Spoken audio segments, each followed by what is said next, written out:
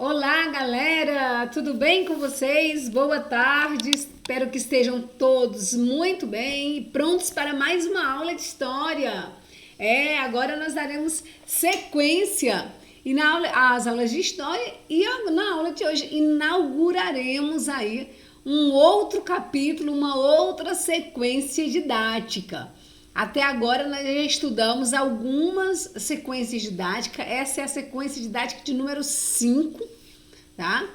Todas sequências didáticas para a E. Então, olha só, estamos na semana 12. Esta é a aula de número 17 e nela estudaremos o capítulo 6 do nosso livro texto. Eu sou a professora Silvana que vou conduzi-los a essa viagem pela história. Espero que estejam todos comigo. Se você acabou de almoçar, está com sono, lava o rosto, se recoloca na cadeira, pega o teu material didático e vamos lá, porque nós temos muita coisa para aprendermos na aula de hoje. Como proposta, nós temos aí, nós vamos fazer uma recapitulação de alguns aspectos da aula passada e tá facinho, galera, é para todo mundo acertar, porque nós acabamos de ver essa aula. Então se liga. Vamos falar um pouquinho do contexto histórico, conhecermos como figura macropolítica do Renascimento Cultural Leonardo da Vinci, esse sábio renascentista, algumas características do Renascimento, como retomada da Antiguidade Clássica e as características da pintura renascentista. A nossa aula, ela está ali nas páginas do livro didático, da 96 a 99 e um pedaço ali da página 101. Segue aí, acompanha com a nossa setinha indicativa. Olha só, galera, melhor que isso não pode, né? Facinho, facinho, facinho. Então vamos lá, sem delongas, vamos então para a recapitulação. A nossa recapitulação ela será feita em 3 perguntas comentadas por essa professora e você tem 10 segundinhos para respondê-la. A primeira é: como foi chamada a guerra que marcou a formação das monarquias nacionais? Corre no chat agora, escreve para a professora, para que eu possa verificar se você realmente se ligou na aula anterior. Como foi chamada, então, a guerra que marcou a formação das monarquias nacionais? Vamos lá? Respondeu? Guerra dos 100 anos, isso mesmo. Se você colocou Guerra dos 100 anos ali no chat, acertou. Só que, professor, essa guerra não durou 100 anos, durou cerca de, para a história, 116 anos, exatamente. Ela durou um pouco mais de 100 anos, mas porque ela ultrapassou ali um pouquinho do século, registrou-se Guerra dos 100 anos. E a pergunta, eu não fiz essa pergunta, mas eu gostaria de saber.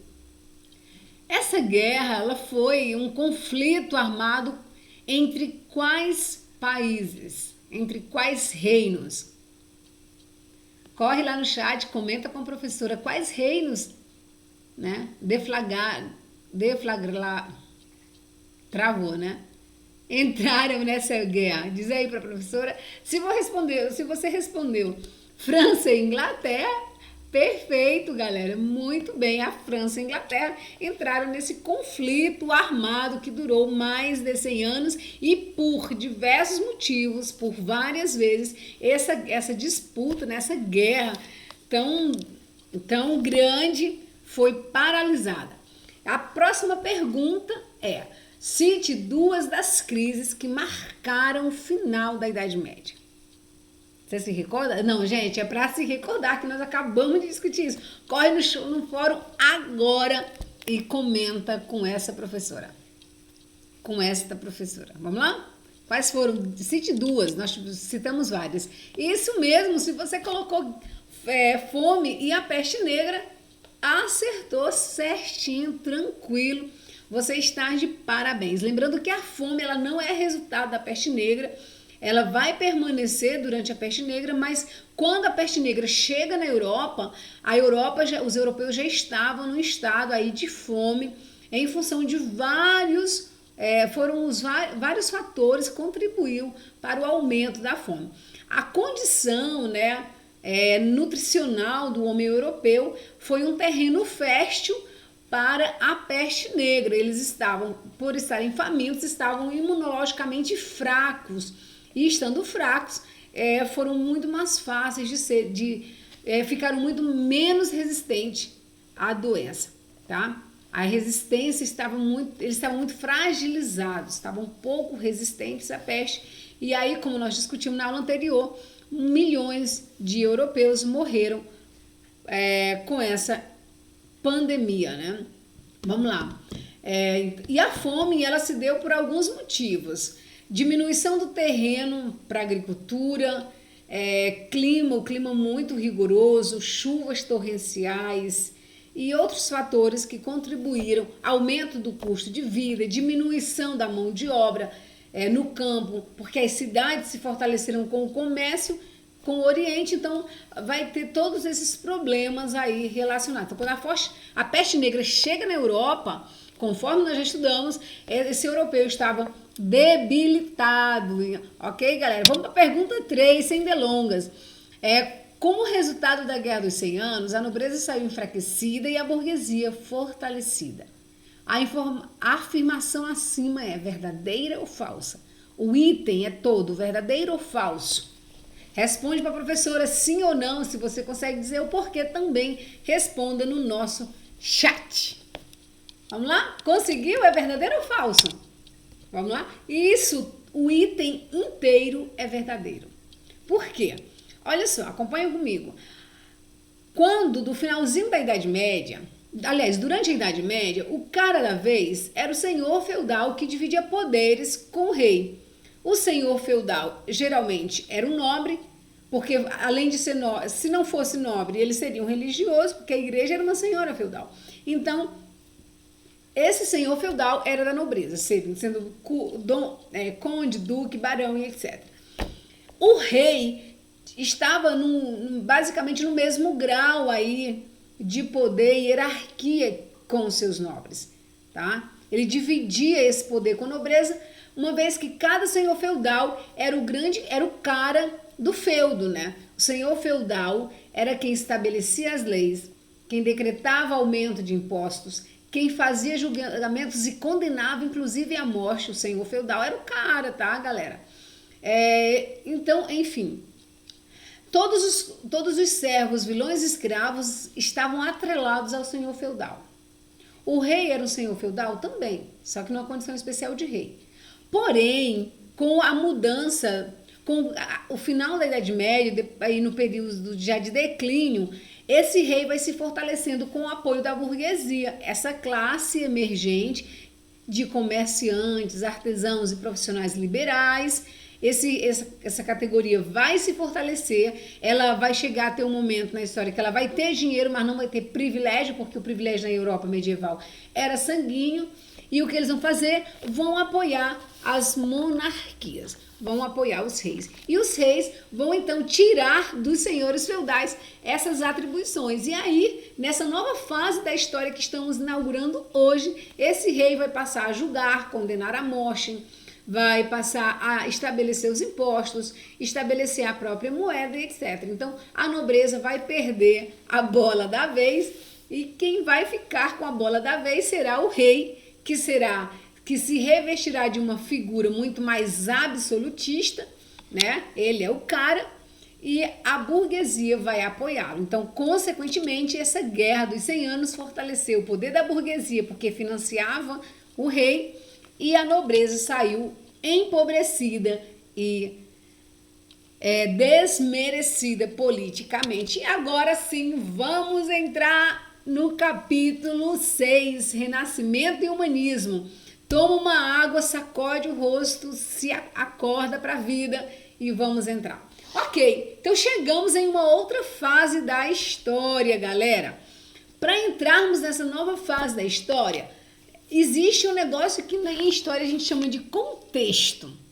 Sabe aquela conversa que você tem com um colega, você desconfia daquela conversa e diz, não, eu acho que tem alguma coisa por detrás. Essa conversa não é exatamente assim, não. O que aconteceu não foi exatamente assim. Tem alguma coisa por detrás. Então, esse alguma coisa por detrás em história, a gente chama de contexto. Ou seja, é o pano de fundo. É o pano de fundo, tá? Então, o pano de fundo para o surgimento do movimento de renascimento cultural, a professora trouxe para vocês. Então, esse pano de fundo, que é aquela parte da história que não ficou bem contada, tá? É exatamente esse. Então, veja só, qual foi o contexto histórico, né? O que estava por detrás que favoreceu ao surgimento do renascimento cultural. Acompanhe com a professora. Olha só, nós temos então o desenvolvimento do mundo feudal, o desenvolvimento de novas técnicas agrícolas, nós já discutimos sobre isso, o crescimento da população urbana, o crescimento do comércio com o Oriente. Se recordam, os cruzados vão abrir essa fronteira, né? Reabrir essas rotas, o aparecimento das feiras medievais, o revigoramento das cidades antigas e o surgimento de novas cidades, o alcance de prestígio social e político da burguesia, que a professora acabou de falar quando do resultado da Guerra dos 100 Anos. Então, tudo isso que nós já discutimos por mais de uma vez, eu tenho certeza que não tem dúvidas, e se tiver, volta em uma das aulas da professora. Todas essas mudanças, eu vou dar licencinha para vocês acompanharem o quadrinho amarelo. Todas essas mudanças criaram condições materiais, veja só, materiais para o surgimento da burguesia, do renascimento. Então, todas essas situações que nós acabamos de citar, como o crescimento da população, crescimento do comércio com o Oriente, feiras, cidades povoadas e prestígio social da burguesia, favoreceu o renascimento. Logo, não foi a fada do dente que criou o renascimento cultural. Ok? Os eventos em história, turma, eles não surgem a partir de um milagre ou de um fato misterioso. Ele nasce, os eventos ocorrem, os fatos acontecem e todos eles têm um fato anterior que o gerou, tá? Que o gerou. Então, o renascimento cultural é fruto de todos esses contextos que estamos discutindo. E, aliás, que já discutimos, tá? Repete com a professora. O renascimento cultural é resultado de todos os eventos que levaram ao declínio da Idade Média. Facinho, né? Vamos então. Professora, e ok. Então chegamos nesse momento novo da Idade Média, aliás, da Idade Moderna. Eu vou até trazer na próxima aula o calendáriozinho para mostrar para vocês em que ponto da história está. Mas, professora, cá entre nós, me conte, que negócio é esse de renascimento? Quem inventou? O que é isso? Eu trouxe para vocês esse homem, né? Vou afastar aqui para vocês. Esse cara, o nome dele é Giorgio Vasari. Em italiano, Giorgio Vasari. Giorgio Vasari nada mais é do que um historiador que se ocupou olha só, ele se ocupou em escrever a biografia dos artistas italianos que surgiram a partir do século XVI. E a questão a pergunta que a professora trouxe é, afinal, de onde surgiu o nome Renascimento? O que é isso? E aí eu trouxe para vocês essa resposta, para a gente já começar a entrar na matéria sabendo que negócio é esse, tá? A expressão, ela foi usada para se referir, acompanha com a professora, olha que legal, né? Essa professora tá dando muito mastigadinho, né? Para se referir a esse movimento de renovação artística ocorrida nas cidades italianas a partir do século XV. A partir do século XV, tá? Ela se consolida no século XVI. Essa expressão foi usada pela primeira vez pelo italiano Giorgio Vasari, considerado o primeiro historiador. Professor, então, você colocou tudo isso, mas não disse o que é o Renascimento. O que foi ele? Como se pode caracterizar isso? Se a prova pedir conceito e renascimento cultural, o que eu tenho que colocar? Em modo claro e bom som. O que foi? Foi um movimento de renovação artística e cultural ocorrida nas cidades italianas, que tinha como objetivo renovar, né, retomar toda a produção artística greco-romana. Ok? Então veja só, todo o objetivo desse movimento cultural, essa renovação cultural que surge na Europa a partir da Itália, tinha como objetivo restaurar, olha o que a professora está dizendo, né? Restaurar, como é que eu posso... Outra expressão, deixa eu buscar uma outra expressão para vocês. Restaurar, valorizar as obras do passado grego-romano. Valorizar esse passado grego-romano. Tá? Então, esses artistas buscaram essa inspiração para fazer. Tudo que nós vamos discutir de Renascimento teve como inspiração o passado grego-romano. Né? Então, toda aquela exuberância da arte helenística, por exemplo, vai ser atualizada nesse movimento que surge aí um pouco mais de 1000 anos depois. Então, esse movimento de renovação, eu quero que você guarde isso. Esse movimento de renovação na Europa teve como inspiração a arte lá do passado grego e do passado romano.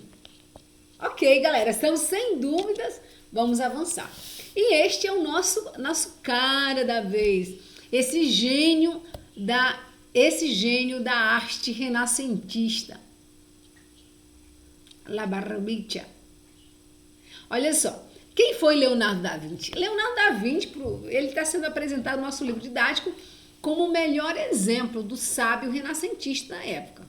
Ele foi uma figura controversa, nasceu pobre, ele não era burguês, ele também não era senhor, nasceu pobre, mas era um homem de mente aberta, dedicado ao conhecimento sem fronteiras, cara de mente livre. Então, meu querido aluno, permita-se, pense, seja criativo, não se limite aos limites impostos pela vida. Então, ele foi matemático. Então, matemática, anatomia, música, pintura, tudo isso eram vistas em perfeita harmonia para Leonardo da Vinci. Todos esses saberes estavam em profunda harmonia. Então, ele era um gênio. Leonardo da Vinci é o gênio do humanismo. Se você ficou curioso, pode buscar em qualquer site ou qualquer livro, você vai encontrar trabalhos e assim, biografias fantásticas falando desse gênio da humanidade. Então, Leonardo da Vinci é esse exemplo de sábio do Renascimento. Ok, professor, então até aqui nós já sabemos que o Renascimento cultural foi esse movimento artístico que surge nas cidades italianas, a partir do século XV, mas se espalham pela Europa. Esse movimento, turma, ele não fica contido na Europa. Ele não fica preso. Pensa que a Itália seja esse copo. E o que tem dentro desse copo, a minha água, é chamado de movimento renascentista. O copo contém a água, porque senão contesse, ela derramaria. Esse movimento, ele não vai ficar contido na Europa, na Itália, ele vai se espalhar Itália fora. Ele é muito grande. Esse movimento vai impactar outras cidades italianas e, pasme, inclusive, vai impactar até o Brasil no seu processo aí de descobrimento, tá? As navegações, tá? Esse pensamento muito dos intelectuais que para aqui vieram, ou que, mesmo não vindo para cá, descreveram esse momento de navegação e descoberta de novas terras. Então, esse movimento de renovação artística que surge na Europa a partir do século XV, que tinha como missão aí atualizar, atualizar os saberes e a arte grego e romana, tem algumas características. Vamos lá? Anota aí. Por que a professora vai pedir que você anote? Porque algumas dessas características, professora, não estou conseguindo anotar. Então você vai baixar esse PDF, porque duas dessas características não estão presentes no livro, contudo, no livro de vocês, contudo, são características do Renascimento. Então é importante que você baixe esse PDF ou escreva agora enquanto a professora ministra a aula. Então, que características são essas? E o que é uma característica? Gente, característica, turminha, é aquilo que identifica você. Se alguém pergunta alguma informação sobre alguém e quando você consegue dizer isso para ela ou sobre alguma coisa, você está dando características. Então, esse movimento artístico e intelectual que surgiu na Itália tem algumas características próprias que vão marcá-lo como movimento intelectual. A primeira característica é o antropocentrismo. Nossa, professora, que nome grande! Ela é composta por duas palavras, antropo, que significa homem, e centro, né? Centrismo, que vem do centro. Então, antropocentrismo é uma palavra grande criada pela construção, né? Pelo ajuntamento de duas palavras. Antropo, que significa homem, e centrismo do centro. Logo, a característica do Renascimento, uma das mais importantes, é essa característica antropocêntrica. No antropocentrismo, o homem passa a ser visto como um ser criativo, virtuoso e capaz de alcançar a glória, ser o dono do próprio destino. É bonito, não é isso? O homem passa a ser o centro das atenções. E o que é isso, professor? É uma doutrina contrária ao teocentrismo. Galera, antropocentrismo é o contrário de teocentrismo. Marca isso, porque olha, isso é uma questão boa de prova. Guarda essa informação. Então, antro vem da expressão que significa homem. Antro significa homem. Por isso que a professora trouxe essa figura, né? O homem vitruviano de Leonardo da Vinci. No Renascimento, agora tratando em palavras bem simples, no Renascimento, galera, o homem, quando eu falo homem, eu digo o ser humano, homem e mulher. Ok? Porque até então, na Idade Média, quando falávamos em homem, é literalmente um homem masculino. Aqui, estamos falando do gênero humano. Então, no antropocentrismo, o gênero humano passa a ocupar um lugar de destaque. Nossa, professora, entendi tudo. Já marcou a diferença, porque lá na Idade Média, na Idade Média Europeia, Deus era o centro de todas as coisas. O mundo era dualista, ou era Deus, era o demônio, ou era fé, não era fé, ou era o céu, era o inferno. Exatamente, olha que beleza. Não é legal? Já temos uma diferença. Já percebemos que saímos da Idade Média. O homem, então, o ser humano, o gênero humano, a pessoa humana, passa a ser o centro. Por isso que as obras vão ser pensadas e inspiradas nessas figuras maravilhosas. Ok? Segunda característica, anota aí. Individualismo. Hoje, no mundo moderno, dizer que uma pessoa individualista é algo pejorativo. Concorda comigo? O coleguinha não dividiu nem o lanche, não dividiu a caneta, não dividiu nada. É um cara que não divide nem as emoções. É um cara individualista, né? Que só pensa no seu umbigo. Na Idade Média, no Renascimento, nós vamos ter que essa característica que nós estamos estudando, que é o individualismo, não era pejorativa. Ela era belíssima, porque ia falar de cada ser humano na sua individualidade, para marcar que cada uma das pessoas eram diferentes e especiais do modo que elas eram.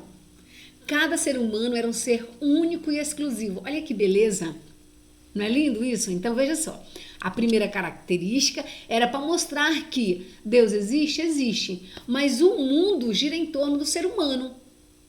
O homem é o centro de todas as coisas. O Renascimento vem mostrar isso. O homem pode alcançar glória, o homem é um ser criativo, um ser virtuoso, e ele é considerado dono do próprio destino. Ele é o centro. Já marcando a diferença, né? O individualismo era para dizer que esse homem criativo, virtuoso, capaz do próprio dono do próprio destino, ele tem as suas individualidades, entende? Cada ser humano, independente da cor da pele, do cabelo, da estatura, são seres exclusivos, são seres individuais.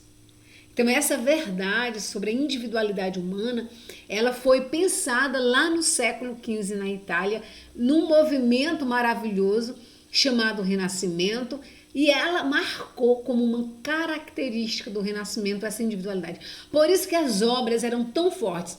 Essa obra de Leonardo da Vinci, Mona Lisa, e ela ainda é intrigante, porque quando Leonardo da Vinci a desenha, a pinta, ele consegue ele consegue expressar a pessoa na sua mais profunda individualidade. Ele não copia, ele consegue descrever quase que de modo autêntico ali o ser humano.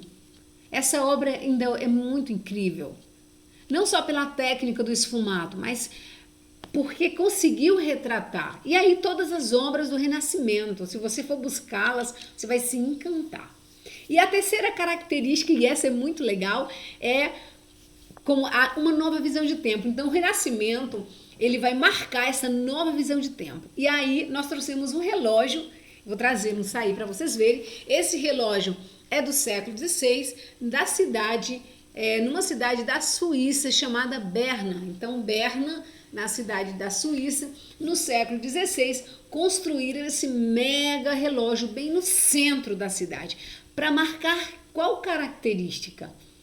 Que a história estava entrando em uma nova etapa e que nessa nova etapa o tempo, olha que curioso, e aí eu vou fazer você pensar, esse tempo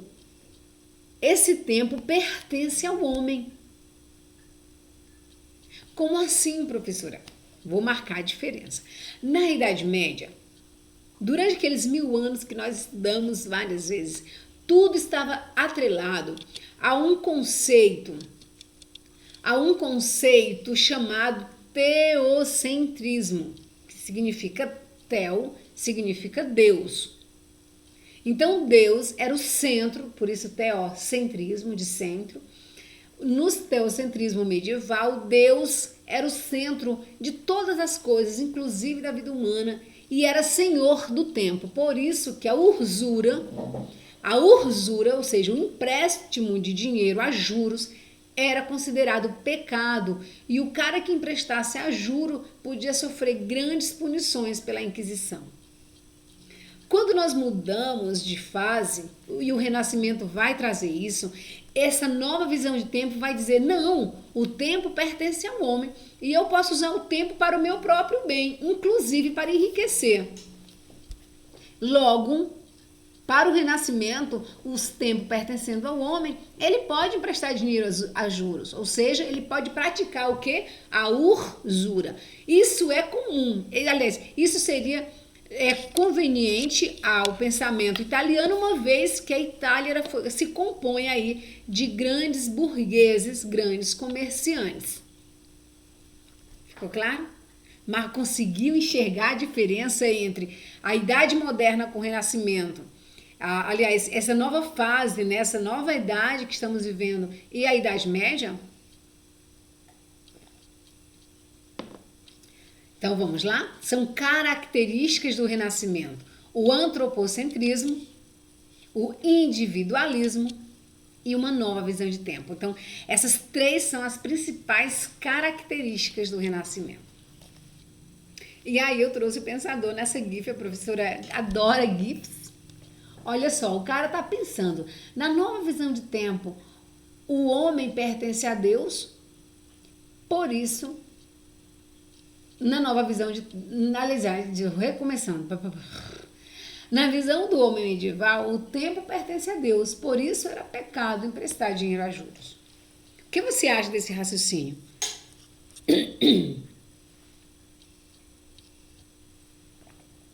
Tá? Então é pecado emprestar dinheiro a juros. E aí essa terceira característica do Renascimento vai colocar por terra, né? Vai fazer com que essa ideia não tenha força.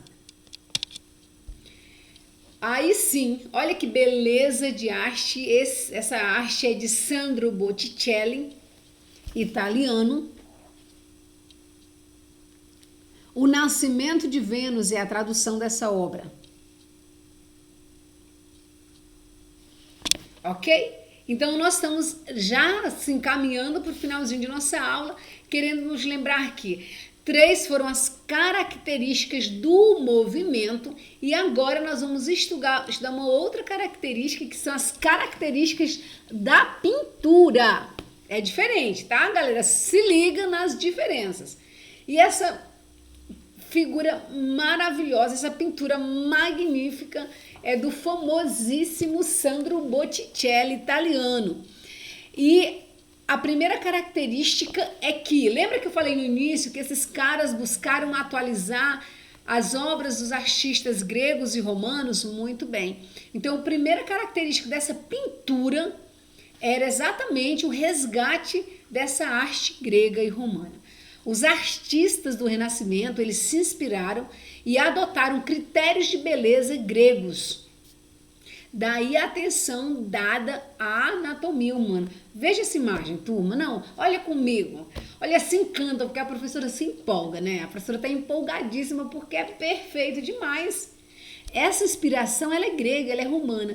E daí os caras do Renascimento, os artistas, estavam muito ocupados, muito preocupados em registrar a anatomia humana da forma mais idêntica possível.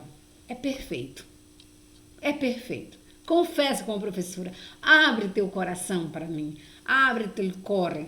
Olha só. Então, e outro detalhe, essa é uma pintura renascentista que caracteriza bem, que exemplifica bem a letra A, né? Esse estilo grego-romano. A segunda característica é uma invenção do Renascimento. Os caras são inteligentes. Essa característica da pintura renascentista tem o quê? Essas são as principais, tá? A perspectiva na pintura. Se você que nunca viu essa foto, vou até sair, olhando para essa foto, comenta com a professora no chat, galera, entra lá agora e comenta comigo o que há de diferente nessa foto. Te dá 10 segundinhos enquanto eu tomo uma água.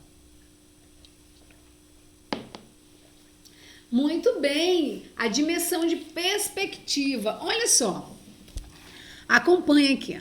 Nessa mesma foto, você tem no primeiro plano, é um autorretrato de Abrechet Durer, e nós vemos a própria figura, né, do pintor. Nós temos numa outra dimensão a janela, olha aqui a parede, né, marcando essa coisa bem curiosa. E aí nós vamos ter uma terceira dimensão, que é essa questão do fundo. É como se você estivesse olhando o cara que está próximo à janela e através dessa janela enxergar o que está fora dela. Olha, isso é fantástico. Até esse momento presente, as figuras medievais não tinham, as pinturas medievais não tinham essa característica. A terceira característica... Ah, não trouxe, só trouxe duas? Ah, é porque o livro didático de vocês só trazem duas. É isso aí, então. Vamos retomar na nossa aula essas duas características que são inovadoras. Nenhuma pintura medieval até aqui tinham as características da pintura renascentista. Espero que você tenha super curtido a nossa aula, porque eu adorei. Obrigada por estar aí e participar conosco. Entre no fórum, deixe sua dúvida e continue dedicando-se. O sucesso da sua vida também depende da sua, muito depende da sua contribuição.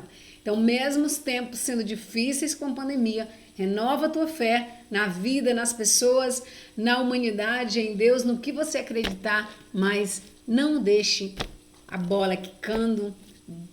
Fé e vamos lá, juntos chegaremos vitoriosos ao finalzinho desse trimestre. Então, um beijo para você e nos veremos na próxima aula. Tchau!